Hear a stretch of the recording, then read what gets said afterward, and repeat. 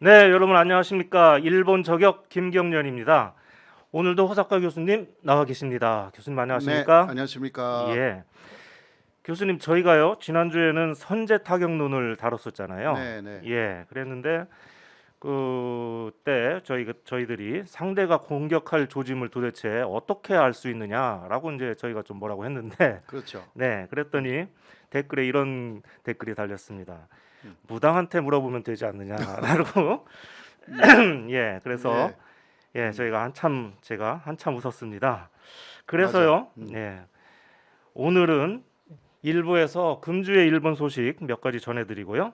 이어서 2부에서는요, 세계 여러 나라의 정치와 무속인의 관계에 대해서 알아보겠습니다. 예, 그리고 오늘은요, 꼭 40번째 일본 저격 시간인데요. 음. 중대 발표가 있으니까 마지막까지 꼭 함께 해주시기 바랍니다. 예. 그러면 좋아요 그리고 구독 알림 설정 먼저 부탁드리고요. 오늘도 먼저 한번 그 댓글 먼저 한번 확인해 볼까요? 네, 오마이 TV에는요. 아까 그 방송이 시작하기 전부터 PDH라는 분이요. 저는 60대 교사 출신입니다. 지난주에 뒤늦게 후반부 전쟁 관련 방송을 보면서 너무 놀라서 댓글을 남기게 되었습니다. 아, 네, 이렇게 하셨어요. 그래서 네, 과거에 민감한 역사적 사건들이 많았음에도 불구하고 몰라도 너무 몰랐다는 사실과 왜 반세기가 지나도록 제대로 교육조차 하지 않았나 하는 작은 분노마저 듭니다. 특히 근대 한국사 관련 연구가들의 소신 있는 연구와 발표가 너무 없어서 아쉽고 부끄럽기까지 하네요. 이렇게 음, 올리셨습니다. 음. 예, 아주 좋았네요. 그 예, 지난번에 특히 이스만 정권에 대해서 예, 혁신 통일의 그 예. 이야기가 나왔기 때문에 그렇죠. 다행입니다. 음, 저만 몰랐던 게 아니라서. 네, 그렇습니다. 그 밑에는 동승님께서 호사카 유지님 화이팅 또 이렇게 올리셨습니다.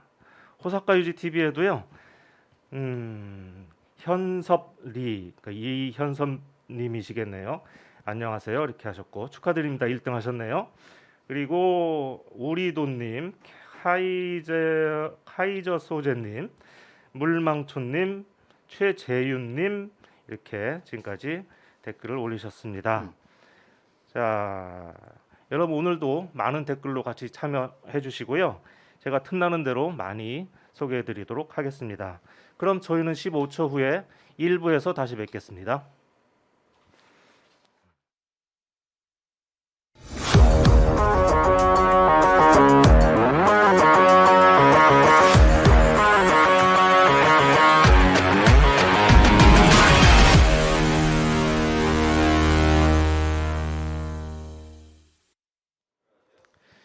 네, 1부입니다. 금주의 일본 뉴스 살펴보겠습니다. 지지난주에요. 그 저희가 일본이 사도광산이라고 하는 곳을 세계 문화유산에다가 등재를 하려고 한다고 그렇게 얘기를 했었는데요. 그 일본의 시도에서 이게 문제는 이 광산에서 과거 그 일제 강점기 때 조선인 2천 명이나 넘게 강제 노동을 했던 사실을 갖다가요. 그 쏙 빼놓고 그것을 숨긴 채 등재하려고 했기 때문 아니겠습니까? 그런데 일본이요. 갑자기 이 계획에 보류를 검토한다 하는 그런 소식이 들어와 있습니다. 교수님, 일본이 갑자기 왜 이러는 걸까요? 이곳은 일본 그 문부과학선 산하에 문화청이라는 데가 있거든요. 네네. 네, 그 지난 12월 28일에 문화청에 있는 그 심의답신위원회라는 데가 있습니다. 네네. 그러니까 세계문화유산에 그 어떤 그 후보지를 그 추천하느냐라는 것을 결정하는 그 심의회인데요. 거기서는 사도 관산을 그 다음에 추정하겠다라는 것을 일단 결정했거든요. 예. 그런데 일본 문화청의 가장 위에서는 완전한 결정 아니다라는 이야기를 했습니다. 예. 이거는 처음 있는 일이었거든요. 사실 심의회에서 추천이 결정이 되면 그대로 결정되는 것입니다. 네네. 현재까지. 예. 네, 그러나 처음으로 마지막은 일본 정부가 결정할 것이다. 음. 라고 했어요. 2월 1일 그러니까 2월 1일 금방 오지 않습니까? 그렇습니다. 그것이 그 유네스코의 그 사도 관산을 그 세계문화유산으로 신청한다라는 그 마감일이거든요. 예. 예, 그러니까 지난 28일에 12월 28일에 이거 안 될 수도 있다라는 그러한 뉘앙스로 이야기가 좀 나왔던 것입니다. 왜 안 될 수도 있다라고 이렇게 생각을 하게 됐을까요? 그거는요, 그 사도관산 쪽에서도 그 신천소의 원안 원래의 그 원고에는 조선인 노동자들이 있었다라는 내용이 들어가 있었다고 합니다. 예. 예. 그래서 현재까지만 해도요, 그 부분이 내외관이 돼가지고 일본 내에서도 4번이나 지존에서 떨어진 그러한 경위가 있습니다. 아, 그랬습니까? 예, 일본 예. 안에서도 4번이나 예, 떨어졌어요. 3번 떨어졌고 이번에 4번째. 예, 예. 예. 네, 이번에는 다른 후보지가 없었기 때문에 올라온 것입니다. 아, 네, 그런 게 좀 있었어요. 네, 그러나 그남도의 사례도 있고 한국의 반발이 확실하게 예산되는 그러한 그 입장이기 때문에 일본 정부는 이번에는 신중하게 될 수밖에 없습니다. 왜냐하면 그 지난해 일본은요, 가맹국 중에서 반대하는 나라가 한 나라라도 있으면 심의를 중단해야 된다. 그리고 서로 납득할 때까지 이게 결정하지 못한다. 이게 유네스코의 하나의 그 원칙이 된 거죠. 일본이 그것을 주도했습니다. 그거는 그 세계 기록유산이라고 해서요. 한국에서는 세계 기록유산이라고 하죠. 이거는 문서라든가 그런 것을 하는 데에 결정 상황이니까 세계문화유산하고는 조금 그 분류가 다르기는 하지만 같은 유네스코니까 같은 논리가 적용되는 것입니다. 그래서 일본이 주도해서 이것은 위안부 문제 문서라든가 그 2010년에 그 한국, 중국, 기타 8개 나라 14개 단체가요. 네. 그것을 신청했어요. 그때는 역시 세계 기록 유산이었습니다. 근데 거기에 일본이 반대를 한 거죠. 그렇게 해서 자신들의 논리를 지난해에 제도화시켜 버렸습니다. 그래서 자신들이 만든 그런 제도 때문에 이제 그것이 일본의 부메랑으로 돌아갈 우려가 있다. 이게 일본 쪽의 그 상당한 걱정거리입니다. 그럼 이제 일본 스스로가 자기 발등을 찍은 그런 결과이네요. 네네, 그런 거죠. 그러니까 앞으로 이번에 일본이 신청하지 않는다면 그게 결정하는 것은 이번 주이거든요. 이번 주 어떻게 되는지 외무성 주제의 해위로 결정된다고 합니다. 예. 일본 내에서는 외무성이 오히려 보류하겠다라는 입장이 강하고요. 그러나 아시다시피 일본 내 아베 전일을 중심으로 하는 그러한 극우파 라인에서는 밀어붙이고 있습니다. 그렇겠죠. 이거 신청해야 예. 된다라고 해서요. 막무가내예요. 그 사람들은. 근데 그러나 일본 외무성의 걱정은 이거 밀어붙이고 혹시 등재된다 하더라도 그렇다면 자신들이 반대했던 위안부 문제 문서라든가 이런 것도 다 등록될 것이 아닌가. 예. 그 자신들이 주장해온 그러한 논리가 다 무너질 것이다. 이러한 우려가 또 있고요. 예. 여러 가지 상황을 고려해서 지금 신중하게 일본 외무성이 검토를 하고 있고 이번 주 내에 결론이 납니다. 예. 제가 보기에는 이것은 어떻게 되든 간에 한국에 나쁜 게 없어요. 그렇습니까? 네네. 왜 그렇습니까? 예를 들면 이번에 신청을 하지 않는다. 예. 그렇게 되면요. 앞으로 한국인 간제 노동 그러한 유산은 다 세계문화유산으로 일본은 등재하지 못합니다. 예. 그렇게 되죠. 음. 확실하게. 그거는 한국에 가장 좋은 것이고요. 예, 예. 그러나 혹시 감행하여서 마지막은 심사국은 21개 국가라서요. 이거 2003년에 심사회가 있고요. 예. 그게 보통 7월에 있는데 그 21개 국가에 한국이 들어가 있지는 않습니다. 예. 네. 가맹국으로 한국이 들어가 있어가지고 그러니까 가맹국 입장으로 반대할 수는 있지만 일본이 밀어붙이고요. 이거는 세계 문화유산이고 세계 기록유산이 아니다라는 더 이상한 논리를 들고 나와가지고 21개국의 동의를 얻어서 사도 관산을 상당히 간접적으로 뭐 억지로 등재했다 예. 하면요, 그게 그 사람들이 아까도 이야기했지만 논리가 무너지니까 우리는 위안부 문제라든가 기타 오히려 이러한 간제 노동이라든가 일제 간점기에 상당히 어두운 부분이지만 역사적인 사실로 남겨야 되는 것들이 있잖아요. 예. 이런 거 계속 오히려 우리가 더 세계 기록 유산이라든가 세계 문화유산 속에서도 그런 부분을 다 신청해서 등재할 수 있게 되는, 그러니까 일본이 강행하거나 마르거나 한국에서는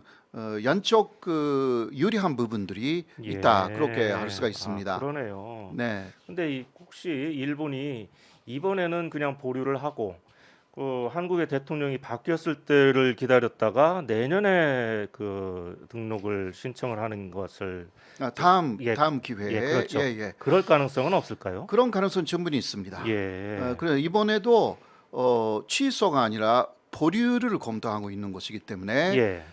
그래서 한국 쪽에서 반대하지 않는 정권이 들어서면 그것을 노리고 있는 거죠. 예. 일본으로서는. 네, 그러나 뭐 지금 여야 어느 쪽 후보가 당선된다 하더라도요.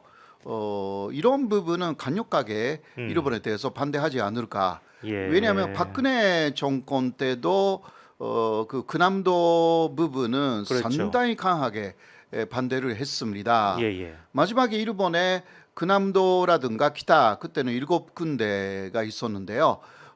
그 역사를 정확하게 밝히겠다고 약속했기 때문에 오케이를 한 것이니까요. 근데 일본은 그 약속도 지키지 않고 있는 마당에 이번에 그런 것도 일본은 알고 있으니까 부담이 커요.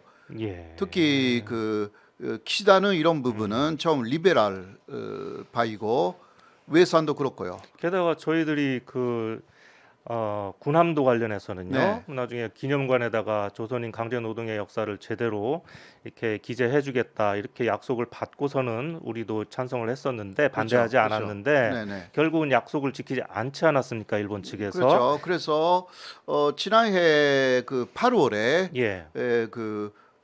올림픽이 끝난 직후였는데요. 네네. 세계문화유산위원회가 중국에서 열렸습니다. 그랬습니다. 예, 그때 그 위원회가 일본이 약속을 지키지 않고 예. 있다라고 하여서 약속을 지켜라라는 공고까지 낸 상황에서 이번에 일본이 부담감이 좀 예. 있다라고 할 수가 그런 있어요. 권고를 받고서도 일본이 어떤 뭐 조치를 한 것도 없죠. 그러니까 번번스러워요. 예. 너무 번번스럽고요. 특히 그렇습니다. 아베라든가 특히 일본 자민당의 포스 단결의 모임은 이번에 신청을 감행하지 않으면 예. 세계에 잘못한 신호를 보내게 된다.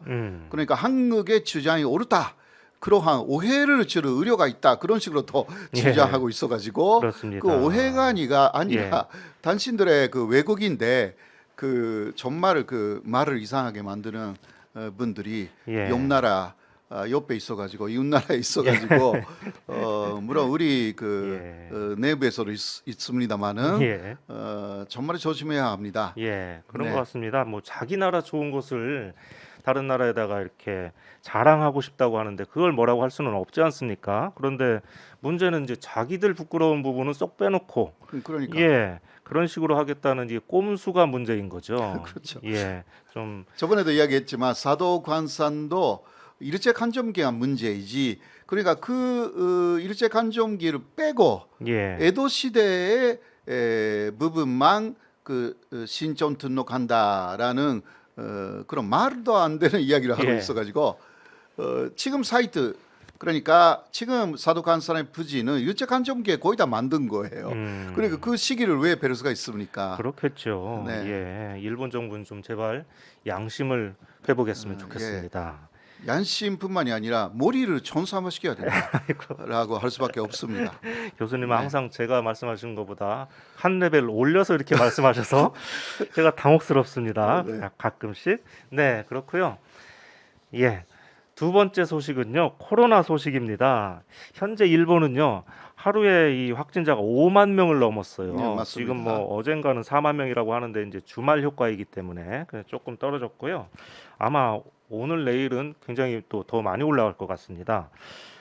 지난 시간에 교수님께서 4월에 10만 명을 예상하는 사람이 일본에 네, 있다 이렇게 말씀하셨는데 4월이 아니라 이제 당장 다음 달 초에도 다음 이게 달에 예. 이대로 가면요. 가능할 것 같습니다. 2월 중순에는 그렇게 될 거거든요. 또 일본은 이게 줄기도 잘하고 늘기도 잘하고 네네. 좀 이상한 현상인 것 같습니다. 그런데 교수님께서 그렇게 일본이 이렇게 들쭉날쭉 이렇게 된 이유를 드디어 찾으셨다는 그런 말씀을 하시던데. 네네.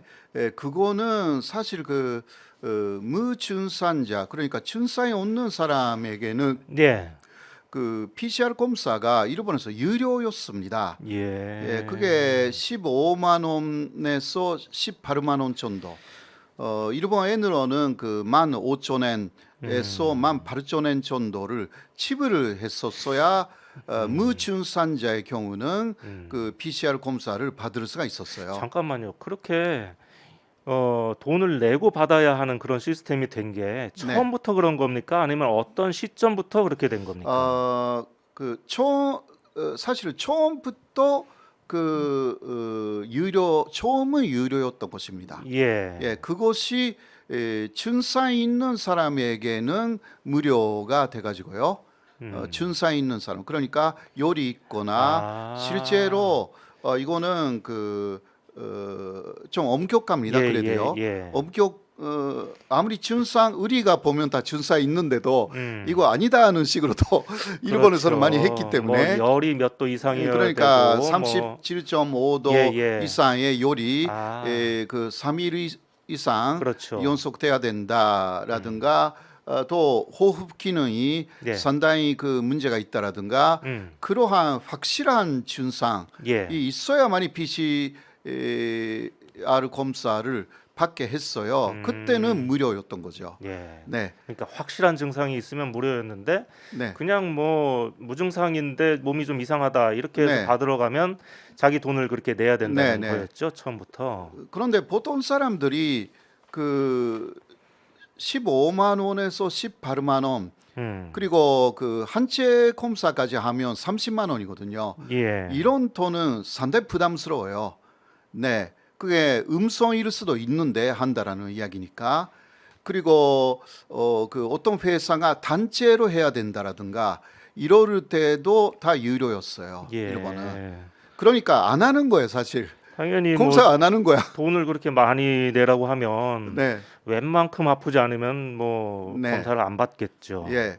네. 그리고 또 일본은 한국보다는 백신을 두 번째까지 네. 맞는 것이 조금 늦었어요. 음. 그러니까 백신 효과가 한국보다는 조금 늦게 나오기 시작했다. 예. 이런 것도 있을 수가 그럼 있고요. 좀 이렇게 이해를 하면 되겠습니까? 처음에는 아까처럼 확실한 사람만 무료로 해주고 네. 일반적인 뭐 증상이 없는 사람은 유료였다가 올림픽 시즌이 되면서 그게 조금 네.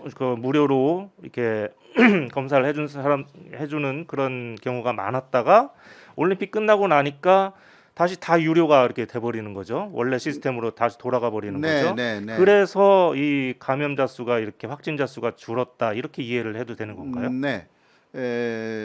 그렇게 볼 수가 있고요. 그리고 예. 일본은 역학조사 거의 안 합니다. 역학조사요. 예. 그러니까 어떤 한 사람이 걸리면 그 주변에 있는 사람도 다 한국에서는 예. 조사를 하잖아요. 우리는 뭐 철저하게 찾아내죠. 예. 네, 일본은 그것을 거의 안 했어요.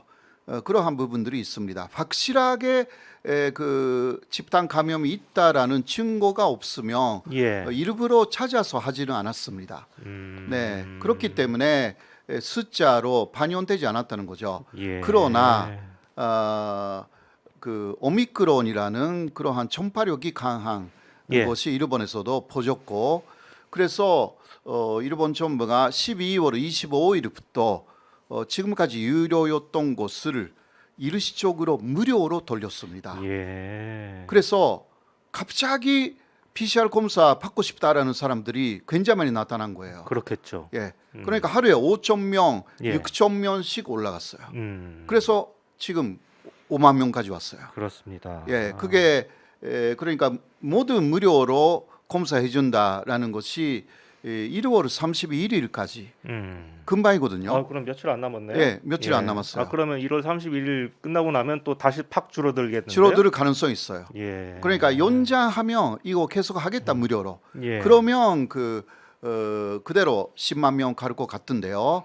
그러나 31일로 그거 끝나면 그리고 약간 그런 조짐이 지금 보이고 있습니다. 조짐을 일부러 검사할 필요가 없다. 이러한 이야기가 일본의 보건소에서 예. 나오기 시작했고, 조금 견증, 그러니까 약간 불안감이 있는 사람은 그냥 자택에서 요양하면 된다. 예. 예, PCR 검사 안 하겠다. 그런 이야기가 나오기 시작하고 있어요. 일본의 시스템은 참 이상한 것 같습니다. 네. 많이 나오면 감염자나 확진자가 많이 나오면 그걸 더 철저하게 해가지고서는 이거 치료를 해줘야 되는데 네, 그게 그게 아니라 기본이에요. 그게 검사를 기본입니다. 안 하는 쪽을 택하는 네, 거 네. 아니겠습니까? 네, 그것은 의료진의 음. 사실 이기주의인데요. 예. 왜냐하면 먼저 그렇게 많은 환자에 대해서 대응하는 것이 힘들고, 그리고 변상이 이게 없어지는 게 눈에 보이니까 예. 의료 붕괴를 막기 위해서 음. 처음부터 현재까지 그런 식으로 검사를 안 했던 예. 시일때가 이번에는 그런 무료로 돌렸기 때문에요. 갑자기 확진자가 확 늘었어요. 예. 그리고 오미크론이 그러한 전파력이 있고 또 한국과 똑같이 미군 기지에서 이게 도졌습니다. 그렇죠. 그러니까 오키나와 그리고 야마구치, 히로시마 예. 요게 미군 기지가 좀 큰 게 좀 있어요. 음. 네, 거기서 먼저 집단 감염이 시작됐습니다. 예. 예. 그래서 이게 전국적으로 퍼지는 것을 일단 막기 위해서 무료를 한 거죠. 네, 이런 부분은 저번에 좀 이야기했잖아요. 11월쯤에 4월이 되면 10만 명 넘을 것이다라고 말한 사람이 있다. 네, 그거 다시 제가 봤는데요. 네네, 교수님 말씀하셨죠. 후세 노동성. 그게 였어요. 어떤 뭐 학자나 이런 사람이 네네, 아니고 후세 노동성 노동성에서 자체였습니다. 그랬습니까? 그래서 그게 11월 중순이었기 때문에 아마도 그 시점에서 무료 검사를 결정한 것 같아요. 후세 노동성이니까. 예. 그래서 그것을 생각하여서 오미크론의 전파력 그런 거 모두 생각하여서 그때는 일본에서 50명이라든가 100명이라든가 예. 많아도 200명 정도였어요. 음. 그래서 그때 각 도도부현이라고 있잖아요. 각 지방 광역지자체. 예. 따라서 전배로 그때 예를 들면 도쿄에서 100명이면 천배면 만 명. 그런가요? 아닙니까? 아니죠. 그러면 100배면 10,000명. 그렇죠, 천배면 10만 명. 예. 그때 각 광역지자체를 일단 1000배로 계산했대요. 그때 예. 나와 있는. 그러니까 여러 명이 나왔다 확진자 그럼 10,000명이 되는 거예요. 그것을 합산하면 4월에 10만 명 넘는다. 이렇게 됐대요. 그렇게 추산을 했는데 네네. 그거보다 더 그것을 빨리 지금 빨리 하고 있다. 그때 그렇게 추산한 도도부현의 그러니까 광역지자체의 77% 이상이 그때 예산보다 빨리 늘어나고 있다는 게 현재 상황이라고 합니다. 예. 네. 전에 저희랑 인터뷰했던 이제 도쿄의 간호사분 계시잖아요. 네네. 그분한테 이제 제가 어제 오전에 전화를 한번 했었는데 그분이 이제 동네 병원에서 일을 하시는데 네. 어제 오전 제가 한 11시쯤이었나 그랬는데 어제 오전에만 PCR 검사를 저희가 7명이나 했다고 그러면서 이게 병원이냐 공장이냐 막 이렇게 하소연을 하시더라고요. 네. 근데 그분도 이제 하시는 말씀이 오미크론 변이 그가 이제 감염력이 센 것도 있지만 무료 검사가 요즘 많이 늘어나서 이렇게 예, 환자들이 그게 많아진 것 맞는 같다 이야기예요. 하는 네, 예, 네. 그런 얘기를 음, 하더라고요. 네, 맞습니다. 뭐 제 생각엔 뭐 무료 검사도 있고 또 뭐 클러스터를 위주로 이렇게 검사를 하는 그런 일본의 특이한 독특한 네, 그런 네. 시스템도 있고 한데 또 통계 조작도 있지 않나 하는 그런 네, 생각도 그런 듭니다. 것도 이게 있을 도대체 거예요. 일본에서 나오는 통계를 도무지 믿을 수가 믿을 있는지. 수가 없습니다. 예. 그러니까 지금 사망자도 중증 환자도 일본은 다시 늘어나는 추세가 됐습니다. 예. 그러나 거기에 사망자의 숫자가 모두 반영됐는지는 약간 좀 걱정스러워요. 왜냐하면 일본은 전파력이 약한 사람은 문제 없다고 생각하는 나라이기 때문에 예. 죽은 사람의 원인이 그 코로나라고 아마 특정하지 않을 것 같대요. 근데 그 아주 그 바이러스가 강한 사람이면 이미 코로나로 분류되고 있다고 일본은 생각하는 거예요. 그러니까 아. 코로나로 혹시 죽었다 하더라도 코로나 판정을 받지 않는 사람이면 한국은 그 다음에도 코로나가 아닐까라고 해서 죽은 다음도 검사하잖아요. 그렇죠. 예, 그런 거 일본은 예. 안 해요. 예. 예, 예, 그런 부분들이 너무 좀 음. 달라서요. 자관 사망자 수도 너무 적게 나오는 것도 네, 믿을 수 네, 없다 이런 예, 말씀이시죠? 네. 그래도 예. 요새는 다시 올라가기 시작했어요. 아 예, 사망자가요. 예. 하루에 지금은 20명 정도 다시 지금까지 뭐 한 명, 0명, 제로 그랬습니다. 예, 예. 그랬는데 그 엊그저께는 20명 나왔거든요. 그러니까 그리고 중증 환자도 500명 이상 넘었습니다. 예. 예, 일본 최고가 2,200명 정도였거든요. 중증 환자가 그 다시 갑자기 늘어났어요. 역시 예. 중증 환자가. 그렇습니다. 네, 어쨌든 일본의 이 코로나 수치는 절대로 믿을 수가 없는 것 같습니다. 아주 그 예. 일본식 독특한 예. 그러한 방역 시스템. 그렇습니다. 일본의 기적. 그 매직이에요, 매직. 일본식 매직이라고 할 수가 네, 있습니다. 그런 것 같습니다. 이제 댓글 창에요. 저보고 마스크를 그냥 벗으셔도 될 텐데요. 뭐 이렇게 하시는 분들이 계시는데 요즘 하도 네네. 예, 오미크론 때문에. 예, 오미크론 확진자가 많이 늘고 있는 그 상황이라서 네. 적어도 오늘까지는 해야 되지 않을까 하는 그런 생각이 예, 듭니다. 이게 네. 총한 설, 두께를 누리고 있어요. 예. 네. 다음 주가 이제 설 연휴라서 저희가 한 주 쉴 텐데요. 보름 후에 왔을 때는 좀 코로나가 확 좀 네, 줄어들었으면 좋겠습니다. 그때부터 마스크를 벗는 방향으로 어떻게 네, 네. 예, 생각 좀 해보겠습니다. 예, 여러분들이 제 목소리가 좀 답답했나 봅니다. 예, 세 번째 뉴스는요. 저희가 이분의 글을 그 한 번 소개했더니 자꾸 이렇게 소개를 하게 되는데요. 히토츠바시 대학의 노 경제학자이시죠. 노구치 유키오 교수님의 글이 또 올라왔습니다. 이번에는 일본의 기술력 태화, 예, 일본의 기술력. 뭐 일본은 항상 기술이 뛰어나다라고 스스로들 이렇게 자부를 하고 있는데 그게 지금 태화되고 있다라는 것을 지적했습니다. 크게 두 가지인데요. 네. 하나는 반도체입니다. 현재 5나노미터 공정이라고요. 이게 5나노미터 공정이 가장 앞선 최첨단 반도체 기술이라고 합니다. 근데 이걸 만들 수 있는 회사는 대만의 유명한 회사죠. TSMC라는 회사하고 한국의 삼성전자뿐이라고 합니다. 그런데 이제 문제는 일본은 이 한국하고 이 대만 회사 간 경쟁에 그냥 멀리서 지켜볼 수밖에 없는 그런 신세가 됐다고 하고요. 왜냐하면 일본에는 지금 현재 뭐 이렇게 반도체 회사라고 할 만한 회사가 지금 거의 다 없어지지 않았습니까? 그리고 또 지난번에 이 세계적인 공급망 부족 사태 이후에 대만의 TSMC가요. 일본의 구마모토에다가 반도체 공장을 짓기로 이렇게 했거든요. 네, 이제, 그렇죠. 이제 일본 정부에서 갖은 이제 혜택을 주면서 이렇게 네, 유치를 했는데 유치에 성공했다고 굉장히 또 홍보도 많이 했어요.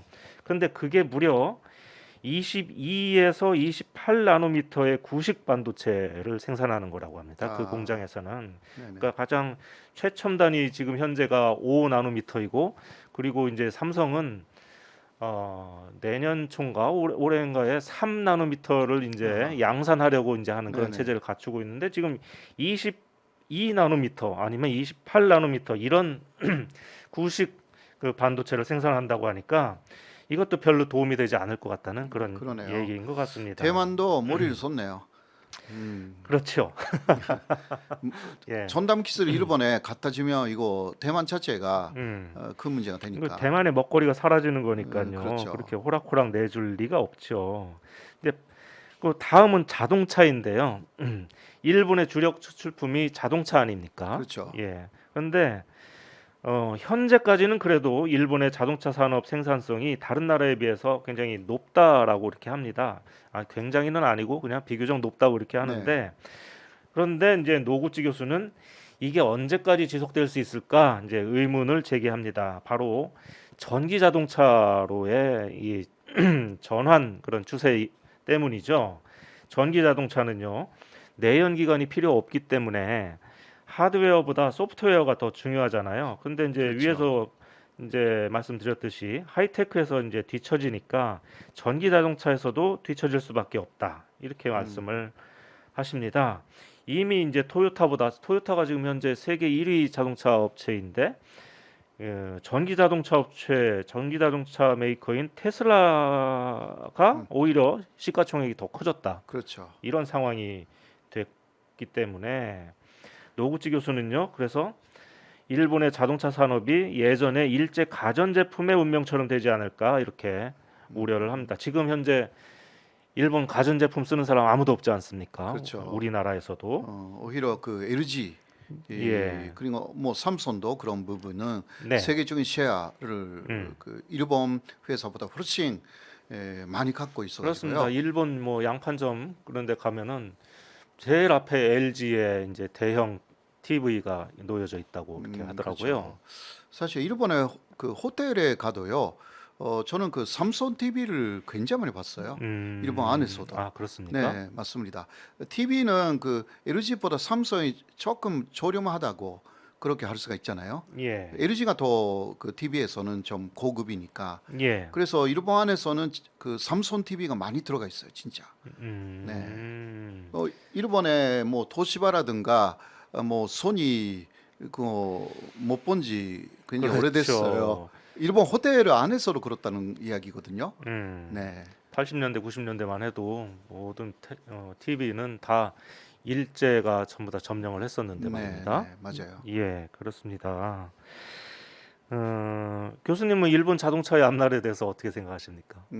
아무래도 역시 조금 예. 그 옛날의 스타일을 그대로 계속 그 가져가려고 하는 그 너무 보수적인 예. 자세가 현재까지는 그 일본 스타일로서 상당히 먹혀 들어갔어요. 네, 그러나 지금 그 IT 시대이고 새로운 그 AI까지 가는 시대인데 거기에 보조를 맞추지 못하고 있는 게 사실이거든요. 예. 그러니까 지난 9월에 자민당 전재 선거에서도 코노타로가 그 전자 자동차 전기 자동차요? 전기 자동차 그렇죠. 예. 전기 자동차를 본격적으로 이제 시작해야 된다라고 했을 때 토요타의 토요다 회장이 반대했거든요. 예, 이거는 세계적인 흐름으로 볼 때 너무나 그 성견 치명이 없다라고 할 수밖에 없어요. 토요타 그래서 사장이요. 또 예. 그렇게 하면 사람들을 많이 잘려야 하고 그런 그러니까 많이 존리하고 해야 된다라든가 그런 것으로 많이 걱정하고 있었거든요 그때. 예. 물론 그런 부분도 있지만 세계는 그런 방향으로 가고 있기 때문에 이제 존리해고 부분이라든가 그런 부분은 다른 생각으로 이게 바꿔야 되는 것인데 이대로 가면 일본은 세계적으로 자동차 산업도요 상당히 뒤집니다. 일본 안에서 20% 정도가 자동차 산업에 종사하고 있는데요. 20% 정도 됩니까? 네. 예. 굉장히 큰 거죠. 한국에서도 반도체가 그 정도의 비율로 많이 그 종사자들이 있는 것으로 알고 있는데요. 예. 일본이 이 하이테크놀로지적으로 손해하지 않는 한 상당히 어려울 것입니다. 앞으로. 예. 네. 일본이 지금까지 다른 거는 몰라도 자동차 하나만은 그래도 뭐 자존심을 지켜왔는데 이제 새로운 먹거리를 또 찾아 나서야 될 그런 판인 것 같습니다. 일본은 너무 그 성공했기 때문에 20세기에는 예. 그래서 그 성공이 쭉 이어진다고 좀 오판한 측면이 여러 면에서 나와 있는 것입니다. 예. 현재. 네. 그러니까 20세기의 성공이 21세기의 성공을 발목을 잡고 있는 그런 그런 상황이네요. 것입니다. 예. 그런 게 많습니다. 사실 그 건물들도요. 옛날에 건물이 다 좋은 게 아니잖아요.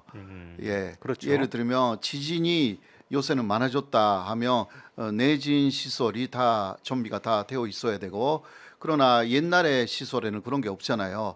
그러니까 옛날에 아주 그 멋있는 건물이라고 해도 이제 더 이상 유지할 수 없는 상태가 되는 거하고 마찬가지입니다. 기업도 계속 그 새롭게 탄생되어야 되는데 그런 마인드는 그 지금 그 일본의 경영자, 일본 사람들 자체에도 그렇게 보이지는 않습니다. 예. 네. 그러니까 저번에도 이야기했지만 차인촌 신이라고 자기만이 할 수 있는 노하우가 있잖아요. 예. 이런 거 지키는 나라가 일본이고 그것이 20세기까지는 그 일본이라는 브랜드를 만들었어요. 그러나 차인촌 신이 이제 거의 필요 없는 시대가 왔어요. 예. IT로 아주 뛰어난 능력이 있으면 차인촌 신 이상의 곳을 만들 수가 있기 때문에 그 부분에 대한 교육이 좀 대단히 뒤지고 있는 게 예, 일본입니다. 네. 알겠습니다. 하여튼 뭐 일본 여러 가지로 고민이 참 많겠습니다. 네, 이상 1부였습니다. 저희는요 15초 후에 2부에서 다시 뵙겠습니다.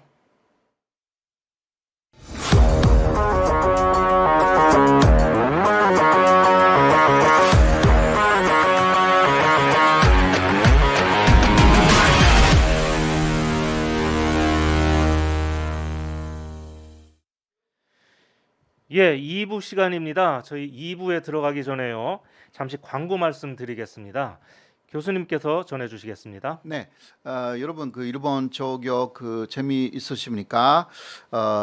그렇다면요, 오마이뉴스의 10만인 클럽에 가입을 부탁드리겠습니다.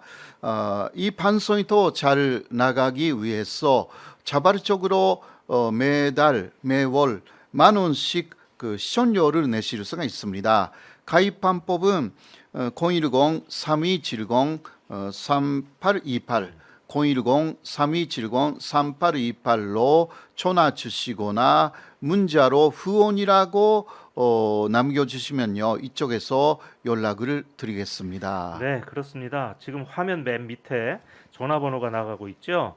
일본 저격이 더 발전하는 모습을 보고 싶다면 한 달에 10,000원입니다. 10만인 클럽에 가입해 주십시오. 그리고 혹시 저희 일본 저격 방송에 광고를 하실 의향이 있으신 분들은 오마이뉴스 TV @gmail.com로 문의 주시기 바랍니다. 역시 화면 왼쪽에 주소가 나가고 있습니다. 저희가 계속 이 방송을 할 수 있는 힘을 주셨으면 좋겠습니다. 네, 전하는 말씀 전해드렸고요. 그럼 2부 들어가 보도록 하겠습니다. 아까도 처음에 말씀드렸지만 이번 주 집중 저격의 주제는 세계의 정치와 무속인입니다. 세상이 참 이상하게 흘러가지고요, 교수님. 네. 어쩌다가 대통령 선거에 무당 얘기가 나오는지 참 황당합니다. 그래서 저희가 무속인과 정치가 만나면 나라가 어떻게 되는지 교수님과 함께 알아보는 시간을 마련했습니다. 교수님? 네. 오늘은요 그 무속인과 세계의 정치인, 지금 그 기자님 그 말씀하셨는데 그 대표적인 사례를 두 가지 좀 볼까 생각합니다. 네네. 그리고 일본 사람들이 이런 부분에 더 관심이 좀 있었어요. 일본도 상당히 그 무속인들이 많은 사회입니다. 그렇습니다. 막 신흥 종교들이 못 들어본 것들이 굉장히 굉장히 많죠. 많더라고요. 그리고 일본인들이 상당히 합리적이라고 생각하실지 모르지만 많은 학자들이 하는 이야기가 미신을 믿는 분들이 굉장히 많다. 라고 이야기를 합니다. 예. 피합리적인 사고 방식이 일본에는 상당히 오히려 많고 예. 합리적이라고 생각하는 부분은 그 전략적인 부분은 합리적이다. 그런 게 좀 있더라고요. 전략적인 부분이요. 예, 그러니까 손자편법의 나라이기 때문에 아하. 그 상대하고 싸울 때의 전략 부분에서는 대단히 합리적이다. 그게 일본 사람이지만 예. 그러나 보통 그 사회생활을 할 때 미신의 요소가 굉장히 그 많이 있다라는 이야기를 해요. 예. 자, 오늘은 그러한 그 일본에 많이 나와 있는 이야기 중에서 첫 번째가 러시아의 이야기입니다. 잘 아시다시피 특히 제정 러시아. 자, 이 화면의 인물 누구일까요? 제정 러시아 말기에 그 러시아에서 활약했던 어떤 무속인입니다. 예. 네, 그 사진 본 적이 있으시죠? 예, 굉장히 무섭네요. 예. 네네, 근데 오르그를 봐도요. 예, 이 되게 사진 무섭게 아마 생겼어요. 저기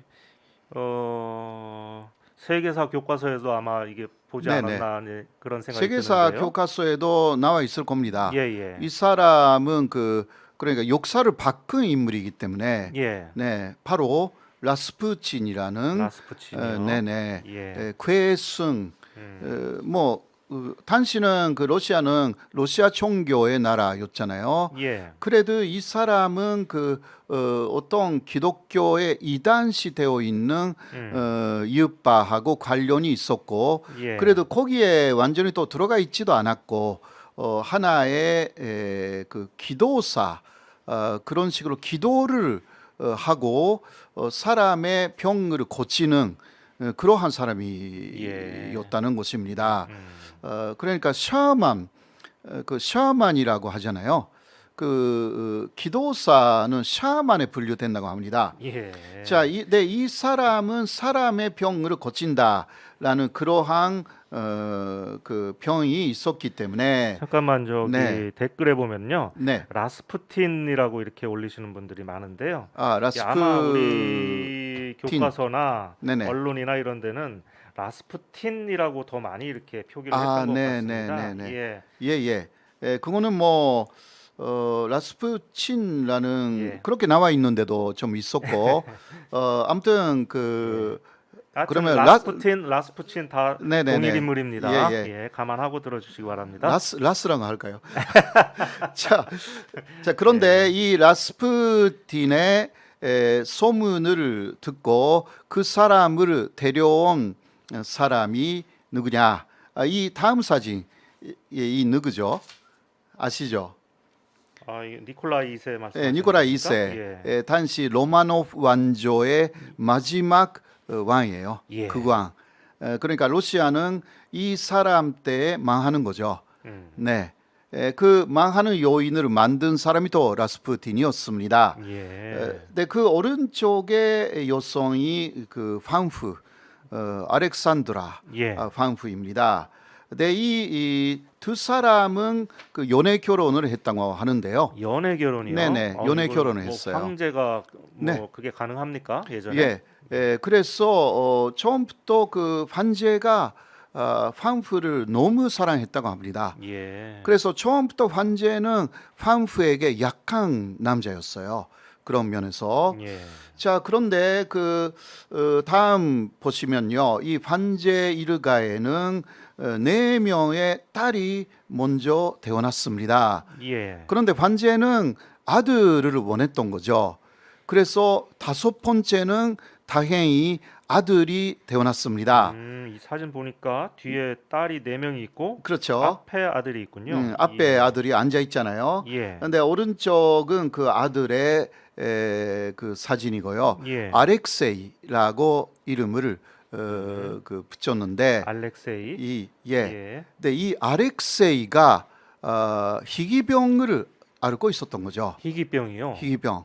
어떤 병입니까? 희귀병이라고 해도 어느 정도 이 병을 갖고 있는 사람은 요새는 세계에서 많이 발견되고 또 치유 방법도 지금은 거의 문제 없이 있다고 합니다. 그러나 탄시 이거 1900년대 초였기 때문에 그렇지 않습니까? 거기에 대한 치료약도 없고 이게 무슨 병이냐고 하면 혈우병. 혈우병. 예, 예. 혈우병이었습니다.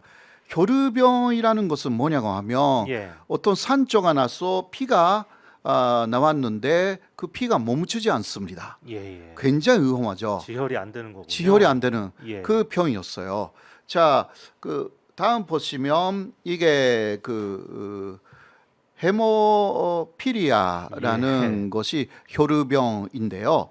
네, 왼쪽은 이 산조가 났다라는 그림이고요. 이게 혈관이군요. 혈관이고요. 예.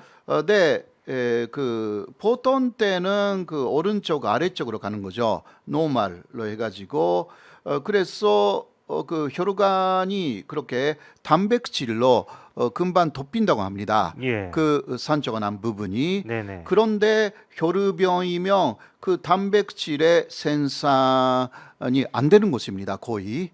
그러니까 지혈이 안 돼 가지고 계속 문제가 되는 것이고요. 다음 그 그림을 보시면 이렇게 혈우병 환자들은 뭐 두통도 있고 뭐 소변할 때 그 피가 나오고 예. 그 뭐 코피 같은 것은 한산 나오고요. 뭐 조그만 어떤 그 산조라고 해도 피가 계속 쏟아지는 굉장히 무서운 병입니다. 이게 그래서 이 라스푸틴이 예. 이런 병도 치유한다라는 소문이 있어가지고 이제 환자의 부부가 이 아들을 위해서 이제 라스푸틴을 만나게 된 거죠. 예. 특히 그 황후는 굉장히 절실했습니다.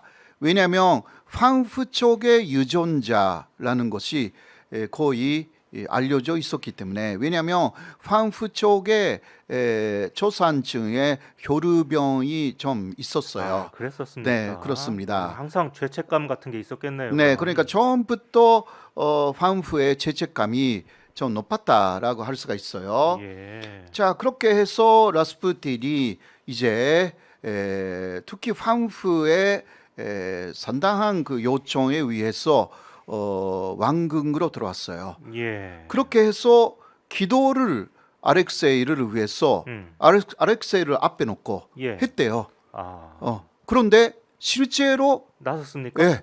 나았다는 것입니다. 정말. 완전히 나은 것이 아니라 어느 정도의 그 기간 그 지혈이 되게 됐다고 합니다. 근데 그게 안 되게 되면 다시 불러가지고 기도를 하는 이런 것을 그 되풀이 해가지고 이제 황후로서는 라스푸틴을 그리고 뭐 환자도 그렇고요. 그 절대적으로 신뢰를 한 것입니다. 완전 구세주네요. 구세주죠. 예. 사실 그 예수 그리스도가 그렇게 기도라든가 그런 것으로 병을 고쳤잖아요. 예. 예, 그러니까 이 사람이 그 예수가 다시 온 거 아니냐? 예수가 재림한 거구나. 네네. 예. 그 부부로서는 그렇게 생각할 수밖에 없었다라는 이야기예요. 그럴 수밖에 없을 것 같습니다. 당시에서는. 당시로서는요. 예. 그런데 문제는 이 라스푸틴이 다음 사진 보시면요, 많은 여자들이 있잖아요. 여손들이 뭐 남자도 있지만, 예. 네, 그 왕궁의 여손들하고 아주 화려한 관계를 맺었어요. 예, 아주 화려하다고 하면 네. 예. 굉장히 문제가 생긴 거예요.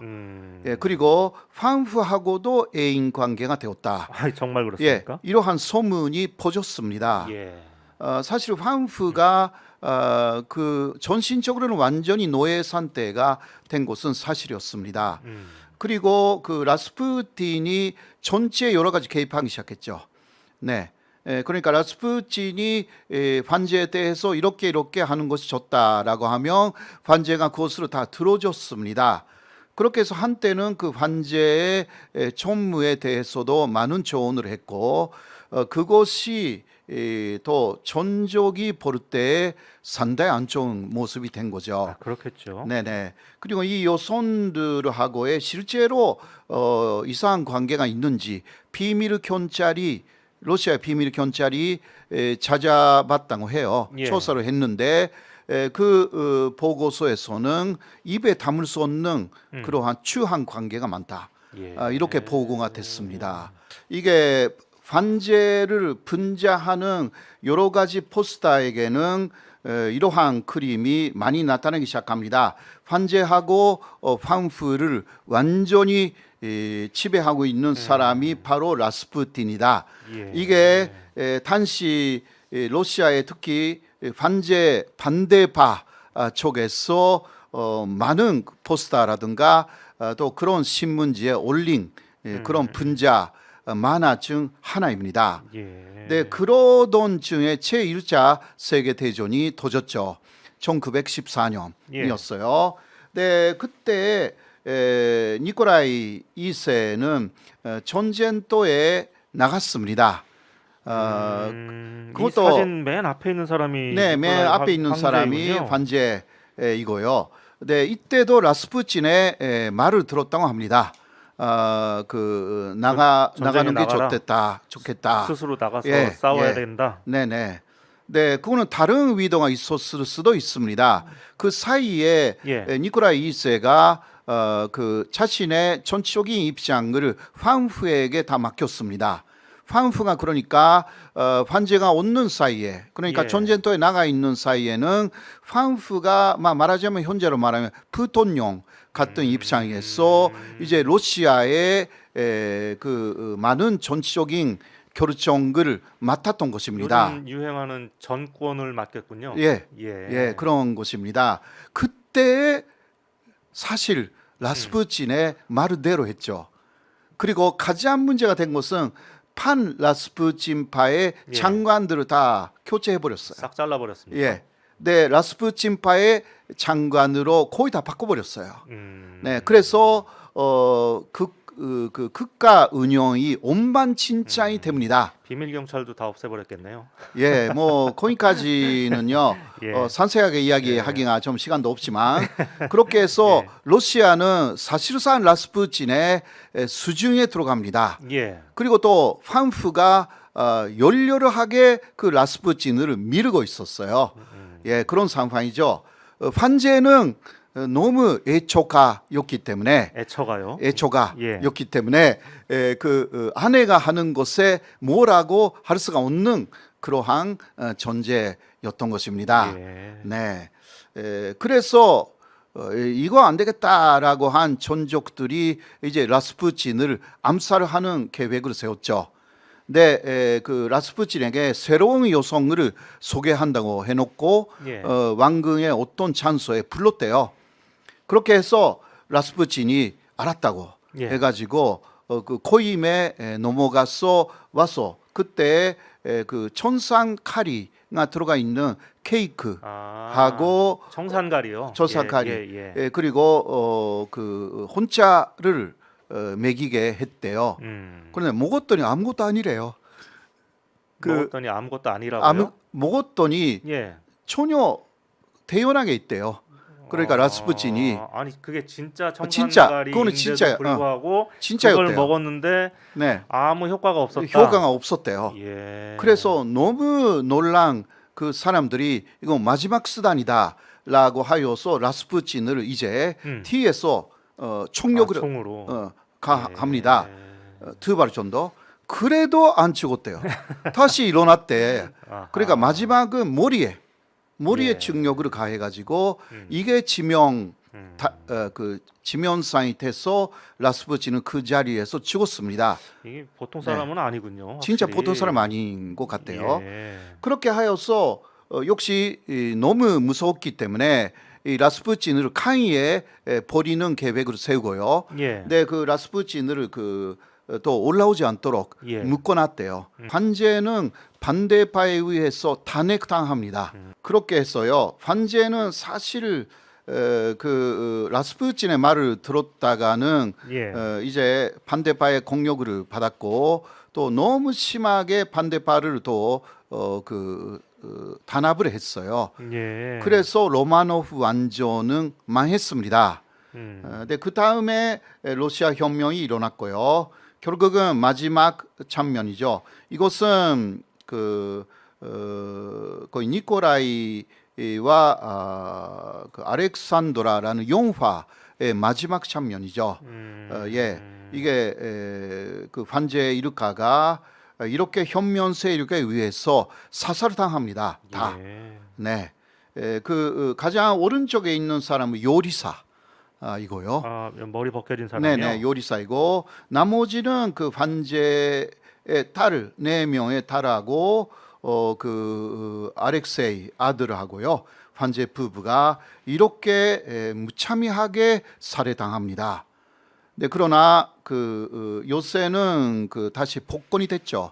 이 두 사람이 복권이 돼가지고 러시아 종교의 선직자 중에 이름을 올렸습니다. 아, 그렇습니까? 네네. 예. 성인으로, 예, 예. 성인의 예. 그 대열에 이름을 올렸습니다. 어쨌든 최후가 참 비참하네요. 네네, 그렇죠. 이거 그 영화는 굉장히 잘 만든 영화였는데요. 예. 실제 사진은 있을 수가 없기 때문에 그렇죠. 이 부분만 이러한 사진으로 했습니다. 제가 어디 책에서 보기를 어디 숲으로 끌고 가서 다 이게 학살했다고. 네, 그렇게 여러 가지 소리 얘기를 있는데요. 들었습니다. 예. 네, 그러나 일단 그 황제 그리고 이 황후의 그 유골도 발견된 곳입니다. DNA가 일치했다고 합니다. 그 후손 친척 후손들이 좀 남아 있어가지고요. 그 DNA가 일치했다.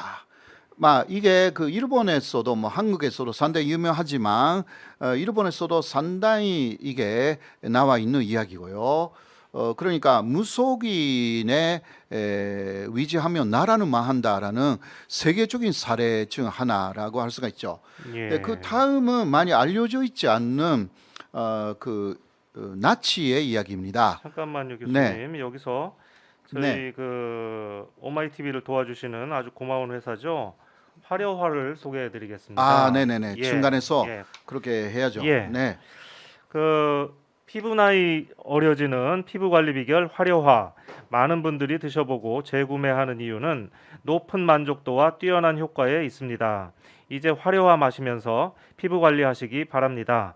화려화는요, FDA 등록은 물론 식약처로부터 피부 개선 효과를 인정받았으며 국제 특허를 받은 피부 기능성 원료인 허니부시 추출 발효 분말을 사용하여 피부 주름을 잡아주고 보습, 탄력을 빈틈없이 채워줍니다.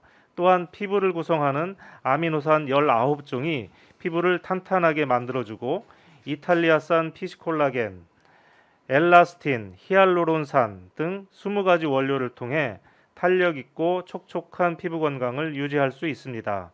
그리고 화려화는요, 애청자들을 위한 특별 이벤트를 진행 중입니다.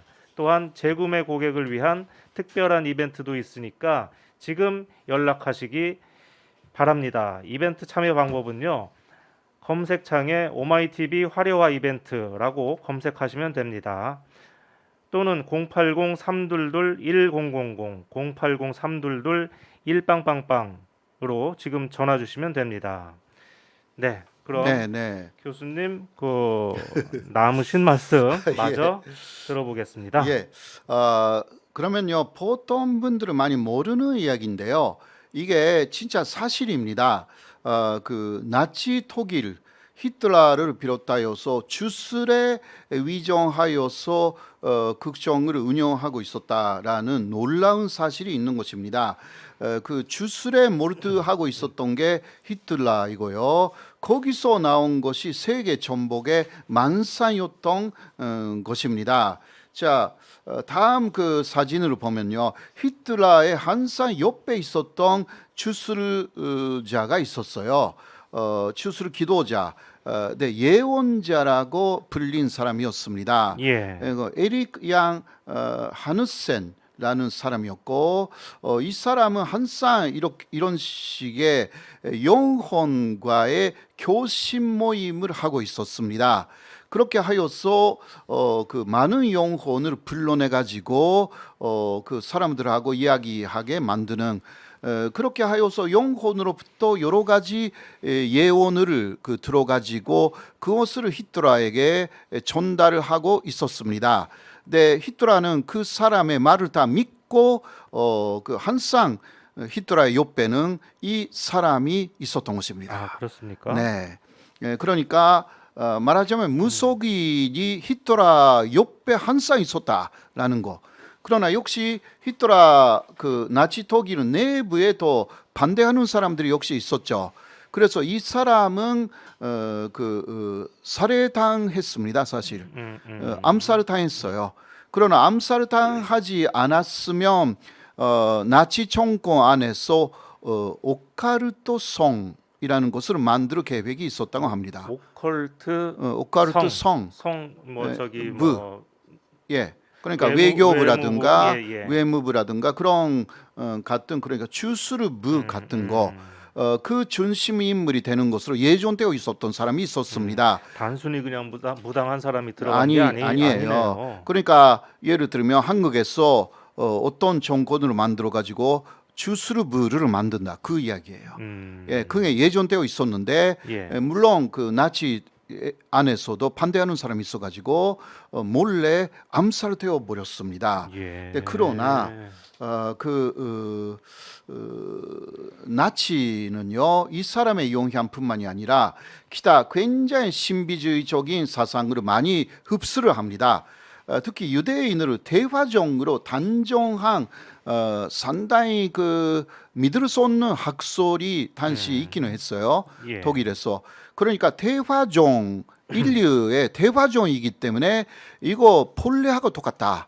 이렇게 돼가지고 이것을 또 받아들여서 그 오히려 인류의 발전을 위해서는 멸망 시켜야 하는 민족이다. 예. 이런 결정을 내린 거예요. 벌레하고 똑같다고요? 예.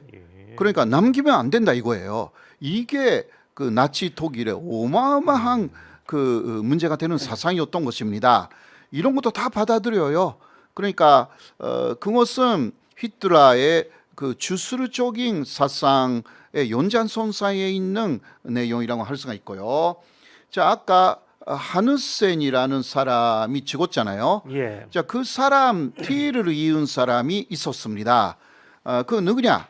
진위 대장 히물라입니다.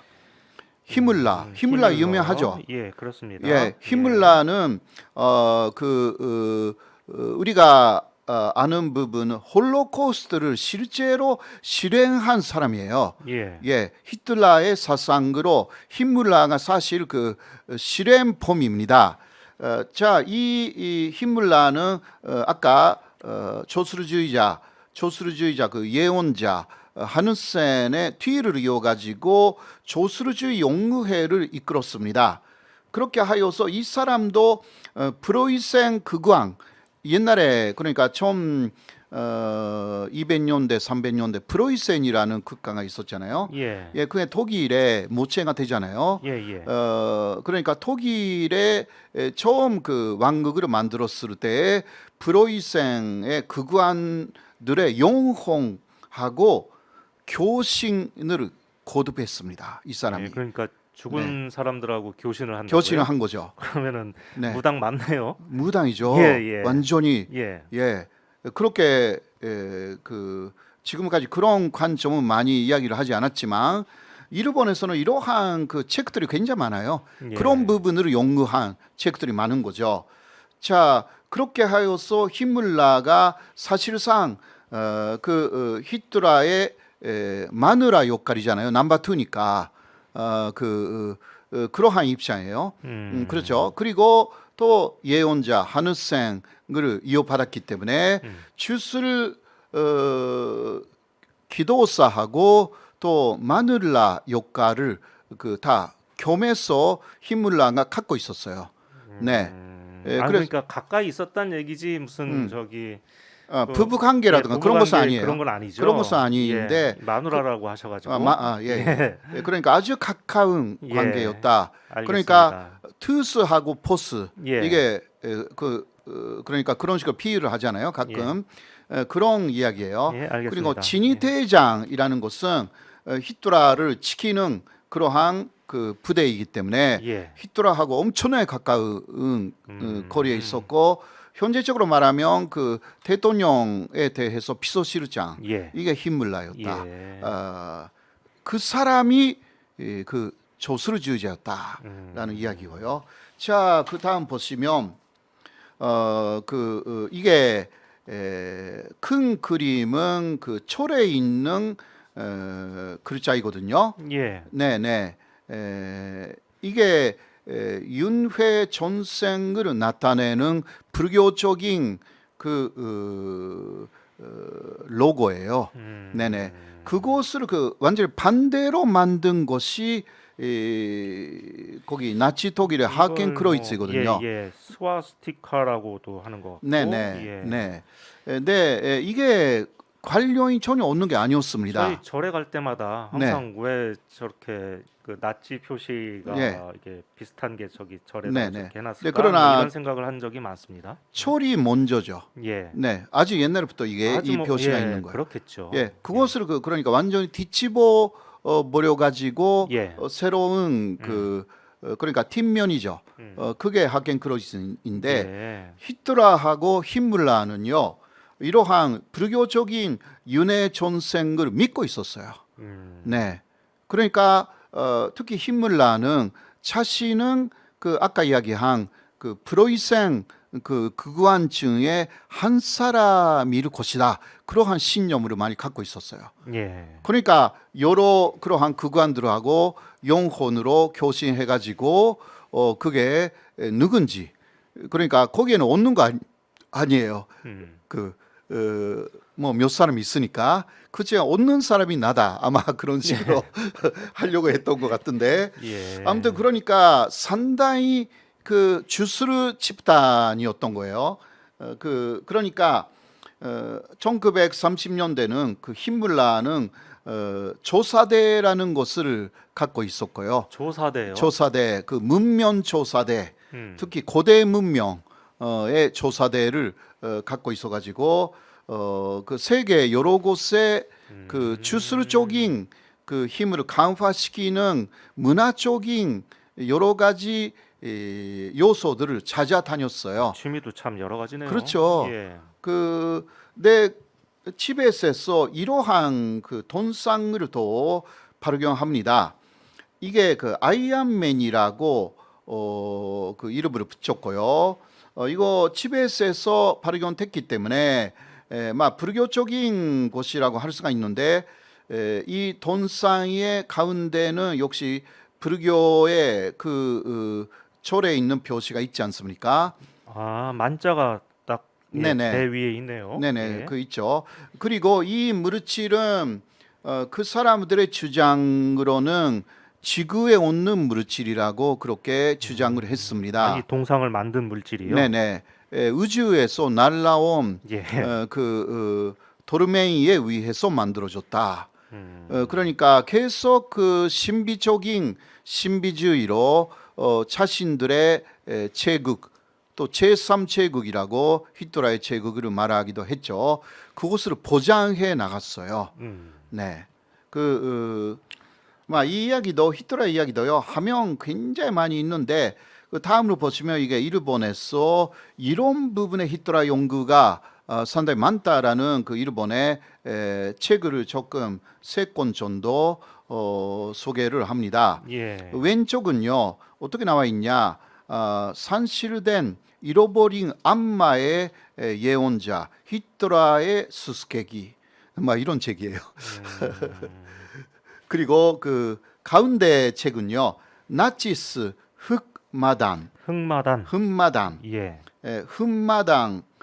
흑마술 하고 마인 히틀러 이런 식으로 나와 있고요.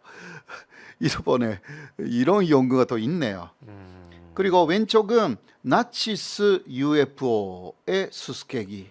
이게 나치스가 UFO까지 만들었다라는 이야기입니다. 예.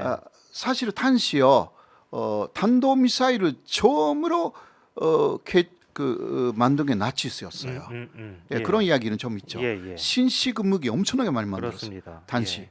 네, 그런 식으로 그게 또 근간에 있는 사상이 주술적인 내용으로 온 세계 그 천복의 야망, 만상 거기에서 왔다라는 것으로 그러나 마지막은 멸망으로 갔지 않습니까? 그렇습니다. 예, 마지막은 멸망으로 간다. 음. 그러니까 너무 그러니까 전쟁을 이야기를 하거나 뭐 과대만산적인 이야기를 하거나 또 주술에 많이 위정하거나 하는 그러한 그 첨부는 조금 화려하게 보이는지 모르지만 마지막은 세계를 오집히고 또 망한다라고 할 수밖에 없습니다. 그렇습니다. 예. 기타 많아요. 이러한 사례는 예. 오늘은 특하지만 말씀드렸습니다. 이 주술에 빠진 그 정치인들의 말로가 대부분 다 비참하게 끝나네요. 네, 맞습니다. 예. 일본 편은 이번에는 너무 시간이 없어서 예. 하려고 했는데요. 그렇습니다. 이토 히로부미도 이러한 부분에 이야기를 듣고 계속 움직였고요. 최근에는 아베 신조 그리고 아베 신조의 부인 아키에 요사도 이런 데 빠져 있는 사람들입니다. 예. 그러니까 세계를 오지럽히고 한일 관계를 이상하게 만들어 나갔던 사람들이다라고 할 수가 있습니다. 그런 사람들 뒤에는 이상하게 무속인들이 이렇게 관련이 돼 있네요. 네, 예. 맞습니다. 예, 교수님 말씀하셨듯이요. 사실 오늘은 일본 정치와 무속인이 메인이었는데 원래 네. 지금 히틀러하고 라스푸틴 얘기를 이렇게 하다가 보니까 시간이 너무 길어져서요. 그것은 다음 주 그러니까 다음 방송에 하도록 하겠습니다. 네. 예, 뭐 그게 더 재밌을 것 같은데. 예, 오늘은 그래도 일단 이런 부분은 세계적인 예. 흐름을 좀 알아야 되기 때문에요. 특히 나치 독일은 일본이 동맹을 맺은 데였습니다. 예, 네네. 그렇죠. 그러니까 단시 일본도 뭐 731 부대를 운영하거나 상당히 그 조술적인 부분들이 없지 않아 있었어요. 왜 그렇게 살아있는 사람을 그렇게 생체 실험을 할 수가 있습니까? 아, 그렇죠. 네. 예. 그때 그 사람들의 사상도 좀 진짜 분석해야 되는 부분들이 있습니다. 네. 그런 책들이 일본에 많이 나와 있지 않습니까? 아마 찾아보면 예. 저는 거기에 많은 관심 없었지만 음. 아마 있을 것 같대요. 예. 히틀러에 대해서 이렇게 또 많은 책들이 있기 때문에 일본에. 예, 알았습니다. 예, 오늘 그 세계의 정치와 그리고 무속인과의 관계에 대해서 알아봤는데요. 사실 우리가 개인적으로 뭐 점을 본다든지 뭐 운세를 본다든지 뭐 이거 누가 뭐라고 하겠습니까? 그런 걸. 네네, 그렇죠. 그런데 그런 것은 다 관심이 예. 있는 것입니다. 근데 이렇게 누구나. 나라의 운명이 달린 일을 점을 쳐가지고 결정한다라든지 이러면 네네. 그냥 두고 볼 수가 없는 것 같습니다. 네. 조만간 또 이게 잘못되면 광화문에서 또 촛불 시위를 해야 하는 거 아닌가 하는 그런 우려도 사실 자꾸 듭니다. 요즘 들어서 좀 불안해집니다. 뭐 다다음 주에 약간의 그 예고이지만 예. 이토 히로부미는 계속 처음으로 봤어요. 그러니까 처음으로 봐가지고 예를 들면 이거 하면 되니까 안 되니까 그걸 결정할 때가 있잖아요. 예. 그때는 다 처음으로 보고 나오는 것으로 결정했습니다. 아, 그랬습니까? 예. 정말요? 예, 처음부터 끝까지 그렇게 했어요. 그 이토 사람이. 히로부미가 이토 그렇게 히로부미. 했다는 거예요. 예. 예. 그 마지막이 안중근에게 사살됩니다. 음. 개인적으로도 망하고 예. 그 이후 이토 히로부미 일가는 천지에서 손을 댔습니다. 예. 네. 예, 호사카 유지 TV의 댓글을 보니까요. 성장님이 일본이 책을 많이 출판하는 걸로 아는데 이상하고 얕은 말초 신경을 자극하는 그런 천박한 책들도 많은 듯해요. 번역서들 읽다가 실망스럽다고 느낀 책들은 대부분 일본 번역서들이었어요. 또 이렇게 말씀을 하시네요. 그리고 비조님은 일본 유튜브에서도 많이 떠들고 있다 이렇게 올려주셨고요. 예, 그렇습니다. 오늘 댓글 많이 올려주셔서 너무 감사합니다. 자, 이제 마지막으로요. 제가 알려드릴 게 있는데요. 제가 시작 부분에 중대 발언을 하겠다고 이렇게 예고를 드렸었죠. 이게 이제 다름이 아니고요. 저희가 작년 4월부터 이 일본 저격이라는 이 간판을 내걸고서 오늘까지 총 40회에 걸쳐 방송을 했습니다. 40회거든요, 오늘이. 네. 그런데 다음부터는요, 그 일본 직격이라는 이름으로 간판을 바꾸려고 합니다. 일본 직격입니다. 일본 직격. 그래서 일본 저격이라는 이름이 저는 상당히 이게 정이 많이 들었었는데요. 그동안 그런데 이게 좀 저격이라는 말이 조금 좀 세다는 그런 얘기도 많이 들었고요. 그리고 방송을 보시는 분들도 훨씬 예전보다 많아지고 또 다양해진 만큼 보다 또 이 저변을 넓히기 위해서는 이름을 지금 바꾸는 게 좋겠다 이렇게 판단을 했습니다.